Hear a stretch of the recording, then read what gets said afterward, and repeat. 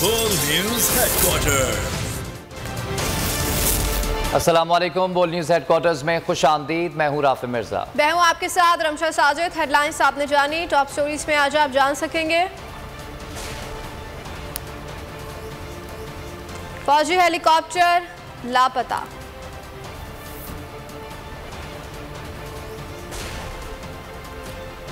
Foreign funding का फैसला क्या? कप्तान का एहतजाजी ऐलान,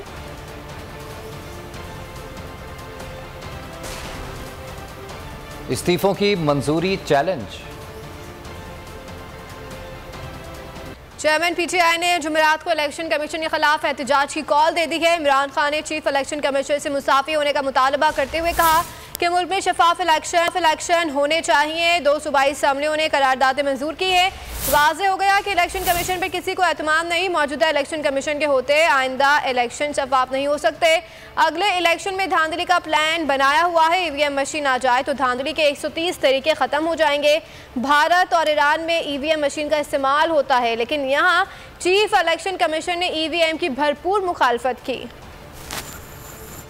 जुमेरात को दोपहर को हमने इलेक्शन कमीशन के सामने प्रोटेस्ट करना है कि ये रिजाइन करें। इलेक्शन कमीशन के ऊपर 2 अब पाकिस्तान की असेंबलीज ने रेजोल्यूशन पास किए हैं कि कोई कॉन्फिडेंस नहीं है उनके ऊपर। पख्तूनख्वा की असेंबली ने आज पास किया है, पंजाब असेंबली ने कल पास किया। इसका मतलब कि तकरीबन 80% पाकिस्तान की आबादी कोई इस इलेक्शन कमीशन के ऊपर कॉन्फिडेंस नहीं है कि जो इलेक्शन हो वो फ्री एंड फेयर हो। किसी सूरत उस इलेक्शन कमीशन को अगले इलेक्शन कंडक्ट नहीं करने चाहिए। और एक दफा ईवीएम मशीन आ जाए तो 130 खत्म हो जाते हैं, जबकि हिंदुस्तान में भी हैं, ईरान में भी, दोनों हमसाये मुल्कों के अंदर ईवीएम मशीन। इसने पूरा जोर लगाया ईवीएम मशीन आने। हुकूमती दबाव या मामला कुछ और। इलेक्शन कमीशन ने तहरीक इंसाफ के खिलाफ ममनुआ फंडिंग केस का फैसला सुनाने का ऐलान कर दिया है। कप्तान पहले ही शुकूक व शुबहात का इजहार कर चुके हैं।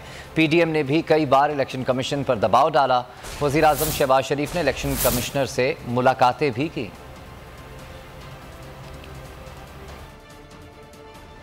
इलेक्शन कमीशन ने हमारे खिलाफ गलत फैसला किया था। उन्होंने बायस था, जानबदार थे। जो फैसला किया था वो ईमानदारी से नहीं किया था। हमें कोई इसके ऊपर एतमाद। कप्तान के शुकूक व शुबहात सच साबित हो गए। इलेक्शन कमीशन हुकूमती दबाव में आ गया। इलेक्शन कमीशन का रातों रात एक्शन। 3 जमातों के बजाय सिर्फ पीटीआई ममनुआ फंडिंग केस का फैसला सुनाने का ऐलान। तहरीक इंसाफ के हाथों चारों शाने शित होने के बाद पीडीएम इत्तेहाद ने इलेक्शन कमीशन पर दबाव बढ़ाना शुरू किया कि ममनुआ फंडिंग केस का फैसला जल्द सुनाया जाए। वज़ीर आज़म शहबाज शरीफ, मौलाना फजल रहमान और मरियम नवाज भी इदारों को धमकियाँ देते रहे।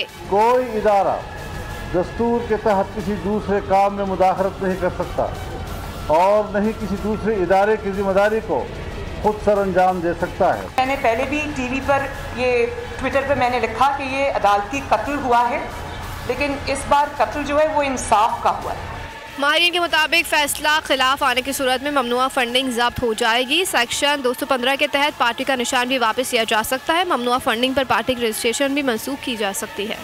इलेक्शन कमीशन ने इमरान खान की सुनी अनसुनी कर दी। तहरीक इंसाफ के चेयरमैन इमरान खान ने बार बार मुतालबा किया कि तीनों जमातों की फंडिंग केस का फैसला एक साथ सुनाया जाए। आइए आपको दिखाते हैं। इस दफा हमारी जो दरख्वास्त थी वो मुस्तरद की।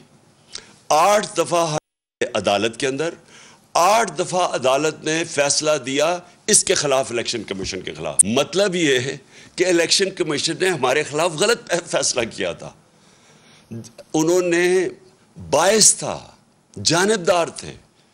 उन्होंने जो फैसला किया था वो ईमानदारी से नहीं किया था, इसलिए हमें कोई इसके ऊपर एतमाद नहीं। और मुझे जो सबसे ज़्यादा ये इलेक्शन कमीशन के ऊपर एतराज़ है कि जब हमने कोशिश की पूरी कि इलेक्ट्रॉनिक वोटिंग मशीन लाई जाए तो इसने पूरी उसकी मुखालफत की। अगर आगे अब हमने निकलना है तो सबसे पहली चीज़ तो हमें एक क्रेडिबल इलेक्शन कमीशन चाहिए।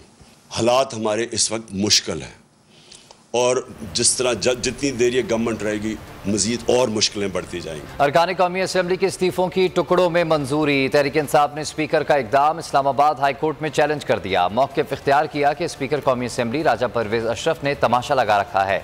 इस्तीफों की मरहलावार मंजूरी गैर कानूनी इकदाम है। असद उमर का इलेक्शन कमीशन के खिलाफ भी रेफरेंस दायर करने का ऐलान। कहा कि इलेक्शन कमीशन गैर जानिबदार नहीं, सियासी फरीक बन चुका है। इंतखाबी निशान भी अलॉट कर ले।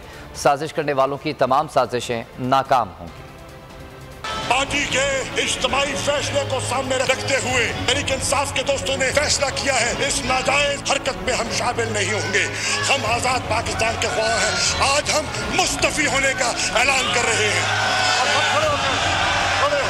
11 अप्रैल को कौमी असेंबली के अंदर हम लोग गए। उस दिन शायद 125 लोग हम वहाँ पे थे हॉल के अंदर। शाह महमूद कुरैशी डिप्टी पार्लियामानी लीडर ने खड़े होकर ऐलान किया जी कि हम सब मुस्तफ़ी होना चाहते हैं। उन्होंने कहा कि तमाम दोस्त जो हैं जो मुस्तफ़ी होना चाहते हैं वो खड़े हो जाए। 13 तारीख को उस वक्त के एक्टिंग स्पीकर कासिम सूरी साहब ने प्रोसेस कंप्लीट करके गजट नोटिफिकेशन करा दी स्पीकर सेक्रेटेरिएट से। इनके इस्तीफे जो है मंजूर कर लिए गए। इलेक्शन कमीशन के पास कौन सा कानून के अंदर इख्तियार था कि वो ये इस्तीफों को मंजूर ना करे। इलेक्शन कमीशन जो है अब वो गैर जानिबदार रियासती इदारा नहीं है। इलेक्शन कमीशन जो है वो एक फरीक बन चुका है, एक सियासी फरीक बन चुका है। नौजवानों, आपने तजवीज करना है कि ये इलेक्शन कमीशन जो एक सियासी पार्टी बन चुका है, इसके लिए सबसे मुनासिब इलेक्शन का सिंबल क्या होगा, वो क्या निशान है जिससे ये PDM का हिस्सा बन सके और ये इलेक्शन लड़ सके। पुलिस ने लीगी रहनुमा नज़ीर चौहान को हिरासत में ले लिया है। नज़ीर चौहान पर पाकिस्तान तहरीक इंसाफ के रहनुमा खालिद गुज्जर और शबीर गुज्जर पर हमले का इल्जाम है। वाकई में खालिद गुज्जर का बेटा जख्मी हुआ था। मैंने क्या किया है? मैंने क्या बताया ना, मैंने क्या किया है? कुछ चीज बताया मैंने क्या किया? PP 167 से मुस्लिम लीग नून के टिकट होल्डर नज़ीर चौहान गिरफ्तार। नज़ीर चौहान के खिलाफ थाना जोहा टाउन में मुकदमा दर्ज था। उन्हें CIA ने गिरफ्तार किया। पुलिस के मुताबिक नज़ीर चौहान पर ज़िमनी इलेक्शन की इंतखाबी मुहिम के दौरान PTI के दफ्तर पर हमले का इल्जाम था। 17 जुलाई को पंजाब के 20 हलकों में होने वाले ज़िमनी इंतखाबात के लिए पंजाब असम्बली के हल्के PP 167 से D सीट होने वाले PTI के रुकन असम्बली नज़ीर चौहान को मुस्लिम लीग नून ने टिकट जारी किया था। जिसने जुल्म ढाया, बच्चों और खवातीन को निशाना बनाया, उन सब का एहतिसाब होगा। किसी को नहीं छोड़ा जाएगा। पंजाब हुकूमत इन एक्शन, कोई नहीं बचेगा, एहतिसाब सबका होगा। लॉन्ग मार्च के दौरान अवाम पर तशद्दुद में मुलव्वस एहलकारों के खिलाफ हुकूमत का घेरा तंग। पंजाब हुकूमत ने मजीद 2 अफसरान के तबादलों का नोटिफिकेशन जारी कर दिया। Additional IG special branch Punjab doctor Usman Anwar को तब्दील करके उनकी खिदमात वफाक के सुपुर्द कर दी गई। DIG ऑपरेशंस सुहेल चौधरी को भी ओहदे से हटा दिया गया। PTI रहनुमा शहबाज गिल कहते हैं कि जिसने खवातीन की बेहुरमती की, उन सब का PTI एहतिसाब करेगी।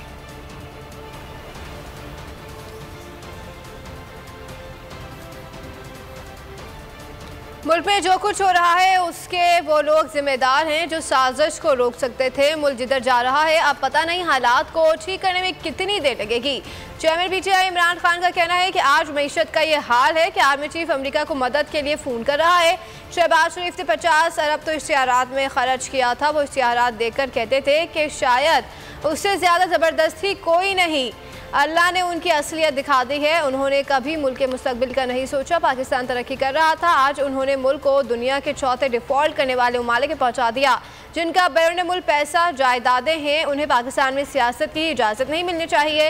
ये दूसरों को कहते हैं कि पाकिस्तान में पैसा लाओ और अपना पैसा बैरून मुल्क रखते हैं। यहाँ के मगरमच्छ पाकिस्तान से बैरून मुल्क पैसा भेजते हैं। साजिश के तहत हमारी गवर्नमेंट गिराई थी। पाकिस्तान में कौन सा बड़ा क्राइसिस आया था? क्या जरूरत पड़ी थी उन लोगों को जो देख रहे थे ये साजिश हो रही है और उन्होंने फैसला किया कि जी हम कुछ नहीं करेंगे। आज वो भी जिम्मेदार हैं ये जो हो रहा है मुल्क के साथ। चौथे नंबर पे अब पाकिस्तान दुनिया में वो मुल्क जो श्रीलंका के बाद डिफॉल्ट करने जा रहा है। आज अब आर्मी चीफ कॉल कर रहे हैं अमरीकियों को, जनाब हमें IMF से सिफारिश करके पैसे दिलवा दें। गवर्नमेंट की क्रेडिबिलिटी इतनी नीचे चली गई है, उनको आर्मी चीफ को कहना पड़ रहा है कि जी उनको टेलीफोन करना। कई ऐसे लोग थे इश्तिहार देखिए समझते थे कि इससे बड़ा जीनियस आया ही नहीं है कभी पाकिस्तान। मीडिया में लोग बैठे हुए जो इनकी डिफेंड करते हैं, शर्म की बात है। पता है कि इनका चोरी का पैसा। क्या ताहिरुल कादरी आइंदा इंतखाबात में PTI के इत्तेहादी होंगे? मीडिया से गुफ्तगू में कहा कि इमरान खान से तवील गुफ्तगू हुई। हमारी जंग हमेशा जुल्म और करप्शन के खिलाफ है। जब मुल्क में गवर्नेंस अच्छी ना हो तो लोग सिर्फ अपना सोचें और मुल्क में आज़ादी ना हो तो मुल्क हमेशा नीचे जाता है। ये बता दें कि इमरान खान साहब से उनकी बात हुई है, तो अगर इस हुकूमत के खिलाफ फिर कोई तहरीक चलाने में वो आपकी मदद के लिए कहते हैं तो आप उनके साथ चलेंगे? देखिए, मैंने तो ये बात किसी को नहीं बताई थी। मुझे मालूम नहीं है कि ये कैसे मंजर आम पे आ गई। दुरुस्त है उन्होंने कॉल किया था और तवील बात हुई कि हमारी जंग हमेशा करप्शन, जुल्म, जबर के खिलाफ रहेगी। गवर्नेंस अच्छी ना हो और लोग अपना सोचें और आवाम का ना सोचें और मुल्क के अंदर आज़ादी ना हो तो बाहर भी रिलायंस नहीं होती, रिलायबिलिटी नहीं होती, एतमाद नहीं होता और मुल्क हमेशा नीचे जाता है। पाकिस्तान के पासपोर्ट की पोजीशन दुनिया में 4th वर्स्ट पासपोर्ट की हो गई है, शर्म की बात। बलूचिस्तान में मानसून बारिशों का स्पेल तबाही की तारीख रकम कर गया। गुज़श्ता 24 घंटों के दौरान बलूचिस्तान में बारिश और सैलाब से मजीद 9 अफराद लुक़मा अजल बन गए। अब तक 136 अफराद की मौत की तस्दीक हो गई है। 13,000 से ज़ायद मकानात मुनहद्दिम हो गए, राब्ता सड़कें और पुल बह गए हैं, फसलें भी बर्बाद हो गई।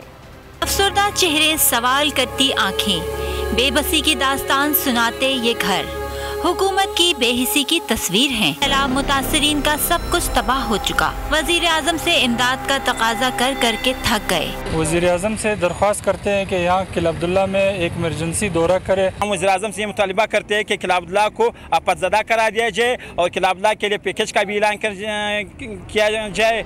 बोल न्यूज़ ने अपना फर्ज निभाया, बलूचिस्तान के मुतासरीन की आवाज बन गया। जिला जाफराबाद के 30 से ज़ायद देहात सैलाब में मुकम्मल डूब गए। गजक में दवाई और बच्चों की दूध की किल्लत पैदा हो गई है। एंकर पर्सन मुदस्सिर इकबाल तबाहाली के मनाजिर दिखाते रहे। यहाँ पर 3 कमरे थे मौजूद, जिसमें से एक वाहिद बचा है, बाकी सारा तबाही का मंजर वो आप देख रहे हैं। लसबेला, रुझान, जाफराबाद, सफदराबाद, हर जिला ही तबाही की दास्तान पेश कर रहा है। मुतासरीन के सर पर न छत है, न खाने को बेहतर सामान, 2 घूंट पानी तक मयसर नहीं। हुक्काम ऐलानात के बजाय अमली तौर पर भी कुछ करके दिखाएं। बोल न्यूज़ बना बलूचिस्तान के अवाम की आवाज़। टीम सैलाब ज़दा इलाकों में पहुँच गई, तबाहाली की दास्तान सामने रख दी। बताया कि मुतासरीन के पास सैलाब से बचने के लिए जगह है, ना बारिश से बचने के लिए छत है, खाने को रोटी है, ना 2 घूंट साफ पानी, माओ की गोद में बच्चे भूख से निढाल हैं।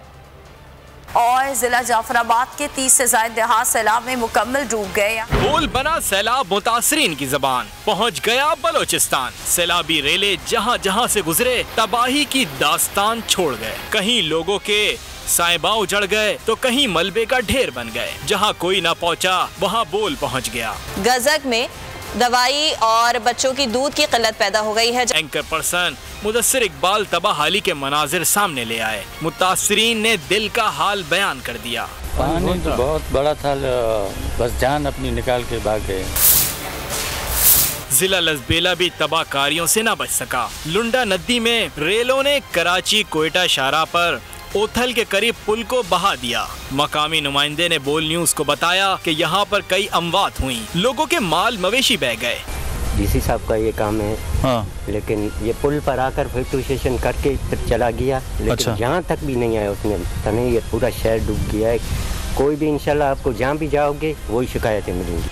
बोल न्यूज़ ने ऐवानों के ठंडे कमरों में बैठे लोगों को झिंझोड़ा। बलूचिस्तान के बेयारो मददगार अफराद की आप बीती सुनवाई। बताया कि इनके पास सैलाब से बचने की जगह है, न बारिश से बचने के लिए छत, खाने को रोटी और ना 2 घूंट साफ पानी, माओ की गोद में बच्चे भूख से निढाल हैं।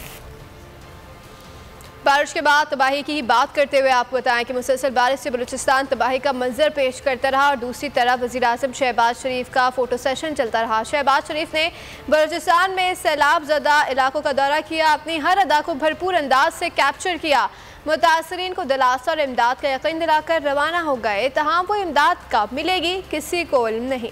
बलूचिस्तान में मॉनसून की तबाहकारियां, मुतासरीन का सब कुछ ही बर्बाद हो गया। यही देखने वजीर आजम बलूचिस्तान पहुँचे। सर पर कैप, ऊपर छतरी और साथ पूरा लाओ लश्कर। हर अदा को किया गया भरपूर कैप्चर। मुतासरीन को दिलासा दिया सब ठीक होगा। तबाहकारी इतनी हुई जो कि नाकाबिले बयान है। सब अच्छा नहीं है, खामियां भी हैं, उनको दूर करने की पूरी कोशिश की जा रही है। सैलाब मुतासरीन के लिए इमदाद का सिर्फ ऐलान किया, जो उन तक पहुंचेगी कब किसी को नहीं मालूम। पानी में उतरे, बच्चों से खेले। क्या नाम आपका? इंतजामिया की नाअहली पर गुस्सा भी दिखाया। वजीर आजम साहब ने एक एक लम्हे का फोटो शूट करवाया। तूफानी बारिश और सैलाब ने बलूचिस्तान का निज़ाम बर्बाद कर दिया। मुख्तलिफ हादसात में मजीद 9 अफराद जान से गए, तादाद 136 हो गई। झलमक्सी के मकीन बेसर सामानी में इमदाद के मुंतज़िर हैं। ऐसे में पाक फौज मुतासरीन की दाद रसी के लिए सबसे आगे नजर आने लगी। पाकिस्तान आर्मी उम्मीद की किरण बन गई। सैलाब मुतासरीन के लिए 2 रोज़ का राशन अतिया करने का ऐलान कर दिया। पाक बहरिया ने खुले आसमान तले मदद के मुंतज़िर अफराद के लिए बेला में टेंट विलेज कायम कर दिया। पाक फ़िज़ाइया का भी बलूचिस्तान में रिलीफ ऑपरेशन जारी है। ISPR के मुताबिक सिंध, बलूचिस्तान, जनूबी पंजाब, खैर पख्तूनख्वा और गिलगित बल्तिस्तान मुतासरा इलाकों में शामिल हैं। फौजी फाउंडेशन के तहत आटा, चीनी, चावल, चाय, पकवान, तेल, खुश्क दूध और दालें मुतासरा खानदानों में। इम्पोर्टेड सरकार ने किया बिजली के नर्ख में इजाफा, बेशुमार बिलों में सेस टैक्स का इतलाक नामंजूर हो गया। वकला के बाद अंजुमन ताजरान कराची ने भी अदालत का दरवाज़ा खटखटा दिया। दरख्वास्त में सदर और वज़ीर आज़म को फरीक बना लिया गया। 17 अगस्त को मुलगी हड़ताल की कॉल दे दी गई।